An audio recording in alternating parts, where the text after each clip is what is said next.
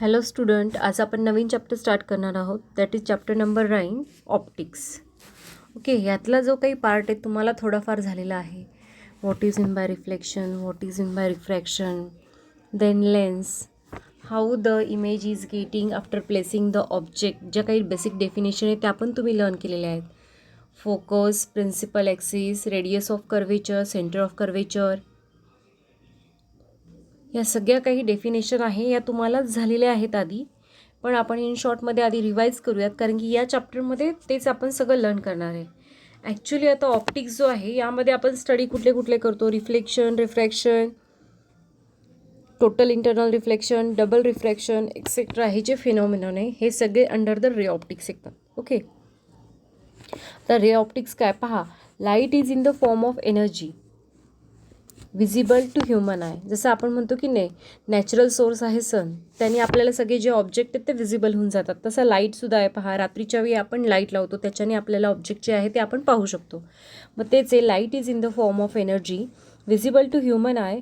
It enables us to see the object and interpret the world around us. Okay, आणि जी लाईटची असतात that is the electromagnetic radiation. जी light असते की नाही त्याच्यातून वेव्ज येतात, और it emit the energy packets. मग ती जी आहे that is in the form of electromagnetic radiation and it consist of transfer electromagnetic waves which travel with the speed. तुम्हाला माहिती आहे त्याचं speed 3 × 10⁸ metre per second in vacuum. Okay, हा जी आहे ही व्हॅल्यू फिक्स आहे. ही जी व्हॅल्यू आहे that will be the fix, that is velocity of light in vacuum or in air. ही सगळ्यांना तुम्हाला माहिती आहे. मग ह्याच्यानंतर ना काही आता ज्या बेसिक कन्सेप्ट आहेत त्या आपण पाहू. आता यातलासुद्धा तुम्हाला जो स्किप सिलेबस आहे यामधला तुम्हाला इंट्रोडक्टरी पार्ट आहे, त्यानंतर 9.2 स्किप केलेला आहे, 9.3सुद्धा स्किप केलेला आहे. डायरेक्टली तुम्हाला रिफ्लेक्शनपासून स्टार्ट होणार आहे. Okay, that is a 9.4. Actually आता त्याच्या आधी मी थोडंसं बेसिक तुम्हाला याच्यामध्ये सांगते. Reflection means what. सपोज आता मी इथे डायग्राम ड्रॉ करते.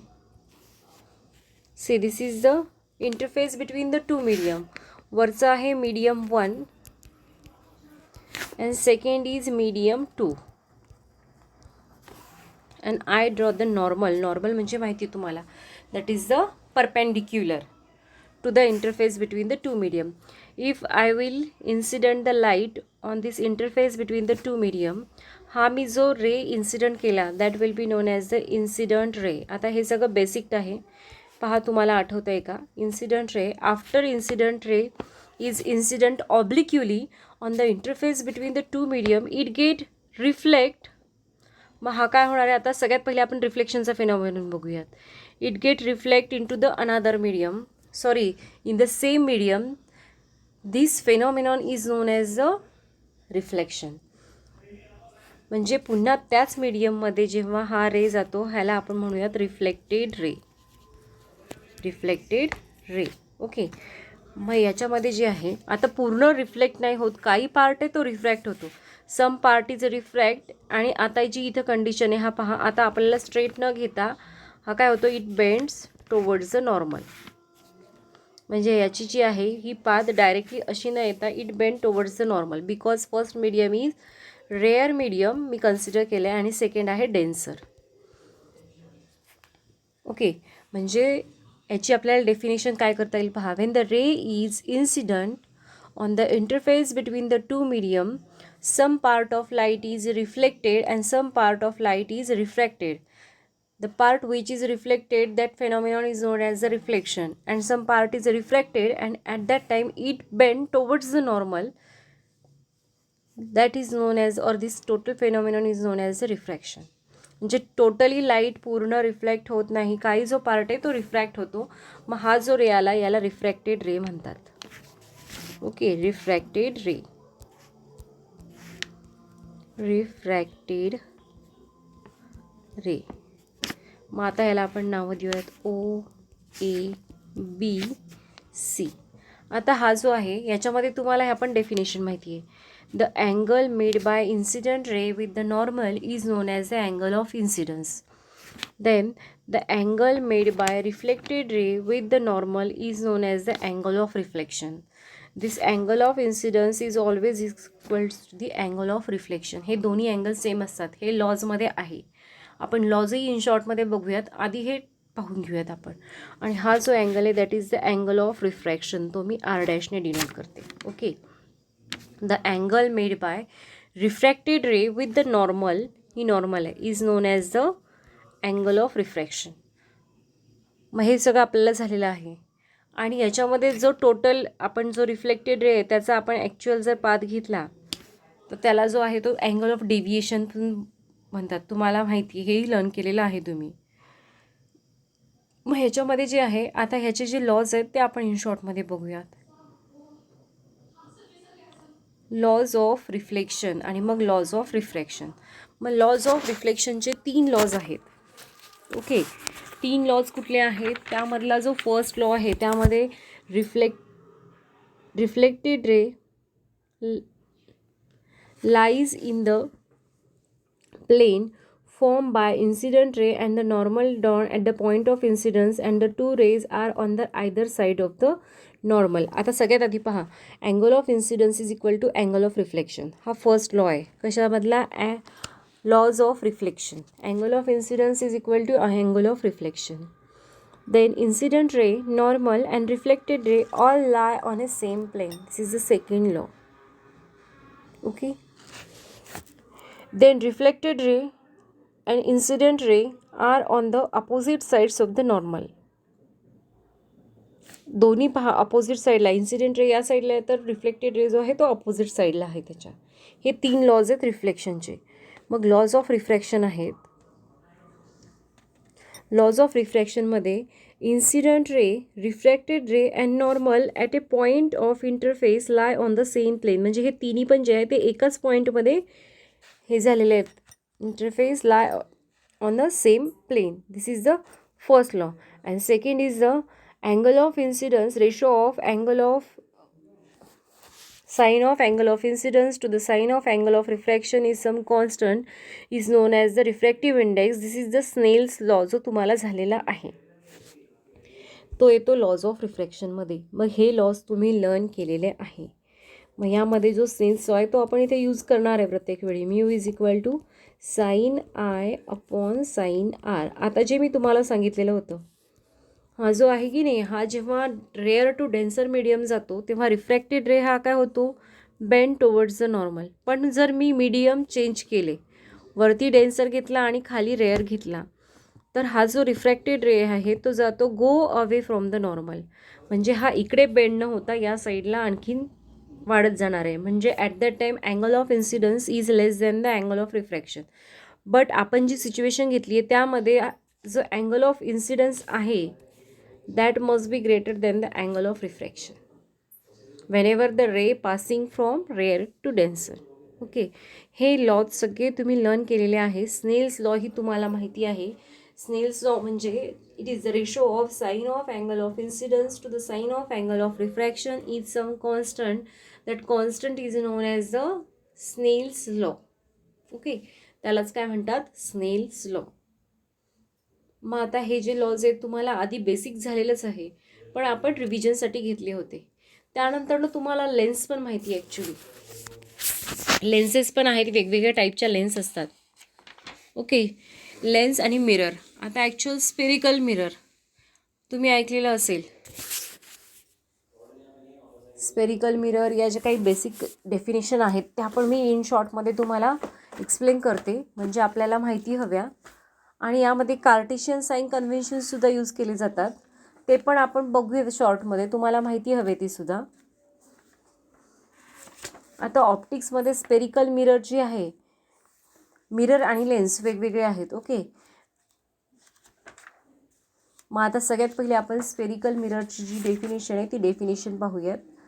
अ spherical mirror is the reflecting surface. मी आता फक्त ह्याचं हेडिंग देते कारण की ह्या तुम्हाला झालेल्या डेफिनेशन्स आहेत. Spherical mirror.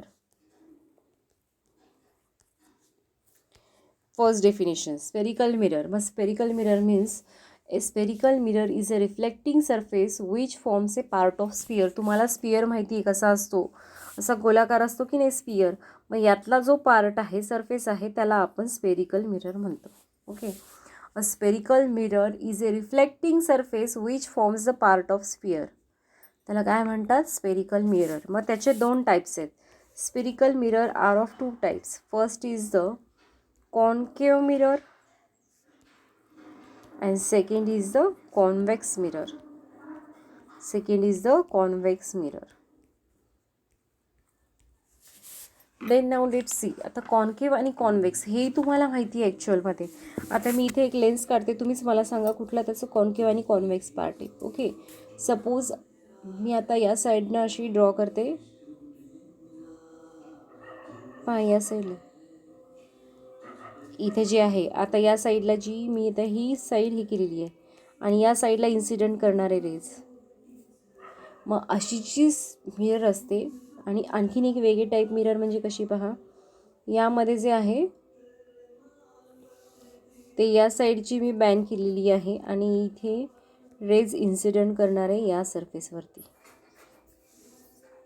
मग हा जो पार्ट आहे हा आतला पार्ट आहे, म्हणजे हा सेंटरच्या जवळचा, आणि हा जो आहे सेंटर इकडं राहणार आहे कारण की हा इमॅजिनरी स्पियर आहे. ओके, मग हा जो पार्ट आहे, आता लक्षात ठेवा तुम्ही, ही जी अशा टाईप ऑफ मिरर असते की नाही तिला म्हणतात कॉन्केव. Concave mirror. आणि ही जी आहे तिला कॉन्व्हेक्स मिरर असं म्हणतात. मग याची पण इन शॉर्ट मी डेफिनेशन सांगते तुम्हाला. A spherical surface whose reflecting surface is towards the centre of the sphere is known as concave. आता ही जी आहे ती कशी आहे? टुवर्ड्स द या सरफेसच्या, कारण की या सरफेसवर आपण बीम इन्सिडेंट करणार आहे. मग अशा टाईप ऑफ मिररला काय म्हणतात? Concave mirror. A spherical mirror whose reflecting surface is towards the centre of a sphere of which mirror forms a part is called concave mirror. मग अशीच कॉन्व्हेक्ससाठी काय डेफिनेशन येईल पहा. याचा सेंटर या साईडला राहणार आहे, म्हणजे ह्याच्या अवे गेलेला आहे. ओके, मग ह्याची डेफिनेशन आपण म्हणू शकतो. A spherical mirror whose reflecting surface is away from the centre of the sphere of which the mirror forms a part is called concave mirror. Concave spherical mirror. Okay, so these are the two definition. लक्षात ठेवा, जो खोलगट भाग असतो आपण त्याला concave म्हणतो, आणि जो उंचाकार गोलाकार जो भाग असतो बाहेरच्या सरफेसवर इन्सिडेंट केलं त्याला कॉन्व्हेक्स असं म्हणतो. मग आता याच्या काही डेफिनेशन्स आहेत, तर त्याच्या डेफिनेशन्स आपण वन बाय वन बघूयात. सगळ्यात फर्स्ट डेफिनेशन आहे पोल. Okay, pole. आता पोल मीन्स काय? The geometrical centre of the spherical mirror. जे जॉमेट्रिकल सेंटर आहे स्पेरिकल मिररचं त्याला पोल म्हणतात. सपोज ही स्पेरिकल हे आहे, ह्याच्यावरती जो पॉईंट आहे याला म्हणतात pole. Okay, this is the pole. That is the geometrical centre of the sphere is known as the pole. आणि ह्याच्यामध्येच आता पहा, हा मी जर स्पियर कन्सिडर्स करणार आहे आपण. मग ह्याच्यामध्ये जो पार्ट आहे याला सेंटर असतो. ओके, हा जो सेंटर असतो त्याला म्हणतात centre of curvature. Second definition आहे centre of curvature. Center of curvature means the center of curvature, the center of the sphere of which the given spherical becomes a part is called as the center of curvature of the mirror. Okay, understood this? Means the center of the sphere at which given spherical surface mirror becomes a part is called center of curvature. Then third is the principal axis. Okay, principal axis. Principal axis means the line joining to the pole and the centre of curvature. म्हणजे ही जी मी line join केली की नाही याला म्हणतात principal axis. Okay, we call it as a principal axis. The line joining to the pole and centre of curvature of the mirror is called principal axis. Centre of कर्वेचरला आपण ही line draw करायची गरज नाही, फक्त हा जो centre आहे त्याचा सेंटर ऑफ स्पियर म्हणतात और सेंटर ऑफ कर्वेचर म्हणतात. मग आहे रेडियस ऑफ कर्वेचर. तर रेडियस ऑफ कर्वेचर मीन्स काय येईल? Radius of curvature. Okay, radius of curvature means the radius of the sphere of which given spherical mirror forms a part is called as the radius of curvature. म्हणजे इथं तुम्हाला असं नका वाटू देऊ की हा जो प्रिन्सिपल ॲक्सिस आहे आणि रेडियस ऑफ कर्वेचर एकच आहे. नाही, इथे आपण कुठूनही काढू शकतो का. This is the radius, this is also radius. इथून घेतली तरी ही रेडियस येणार आहे, पण याच्यामध्ये जी ही आहे ही सुद्धा आता इथून इथपर्यंत घेतली तर रेडियस येईल. कुठेही आपण घेतलं तुम्हाला माहिती आहे, centre to any point, that is the radius. मग त्याची डेफिनेशन आपण म्हटली, the radius of the sphere of which given spherical mirrors form a part is called as the radius of curvature of the mirror आणि ही आरने denote करतात. Okay. Then principal focus. See the point of intersection of the principal axis and the reflected ray corresponding to the incident ray taken parallel to the principal axis is called as the principal focus of the mirror. म्हणजे यामध्ये पहा मी एक diagram काढून दाखवते तुम्हाला. Principal focus. Okay. Principal focus और त्यालाच म्हणतात फोकस पॉईंट.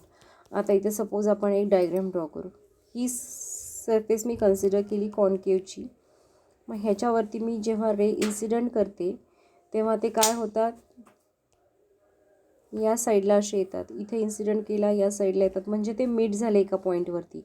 बरोबर. हा जो पॉईंट आहे that is known as the principal focus और focus point, focal point. The point of intersection of the principal axis. ह्या प्रिन्सिपल ॲक्सिसवरचा पॉईंट येतो. हा आहे पोल. इथे आहे सेंटर ऑफ कर्वेचर. मग यावरती एक पॉईंट येतो. The point of intersection of the principal axis and the reflected ray corresponding to the incident rays taken parallel to the principal axis. हे आपण घेतलेले आहे parallel to the principal axis is called principal focus. Okay. आणि हा denote करतात एफने. F. मग आहे focal length. 6 नंबरचा आहे फोकल लेंथ. तर focal length means what, the distance between the pole and the principal focus. आता हे जे आहे की नाही, हे जे डिस्टन्स आहे पोल आणि हा जो फोकस पॉईंट आहे यातलं जे डिस्टन्स आहे याला म्हणतात focal length. The distance between the pole and the principal focus is called as the focal length of the spherical mirror आणि ते एफने डिनोट करतात. Okay. F. It is denoted by F. आणि याचा जो फॉर्म्युला आहे की नाही, F is equals to half of radius of curvature. Radius of curvature. Curvature means f is equals to r upon 2. This is also the focal lengthचा formula आहे. Understood. ह्या सगळ्या डेफिनेशन तुम्हाला झालेल्या आहेत, पण तुम्हाला माहिती हव्या त्यासाठी आपण ह्या रिपीट घेतल्या. एक आहे ॲपर्चर. आणखीन एक डेफिनेशन राहिली 7th. Aperture. Actually aperture means what पहा, the plane surface area of the mirror through which the light rays enter. म्हणजे असा सरफेस एरिया जिथून लाईन एंटर होणार आहे, लाईट जो एंटर होईल त्या पार्टमधून, त्याला काय म्हणतात, ॲपर्चर. ओके. अंडरस्टूड दिस. मग या सगळ्या बेसिक डेफिनेशन आपण आजच्या ह्याच्यामध्ये बघितल्या. उद्याच्या ह्याच्यामध्ये आपण जो आपला ॲक्च्युअल पार्ट आहे तो आपण स्टार्ट करूयात. यातला जेवढा महत्त्वाचा आहे तोच पार्ट घेणार आहे आपण, आणि जो महत्त्वाचा नाही आहे तो आपण स्किप करणार आहे. Okay. I hope you understood. आपण जे पूर्ण तुमचं बेसिक घेतलं ते तुम्हाला समजलं असेल, कारण की हे झालेलं आहे. मोस्ट ऑफ द पार्ट तुम्हाला झालेला आहे. थँक्यू.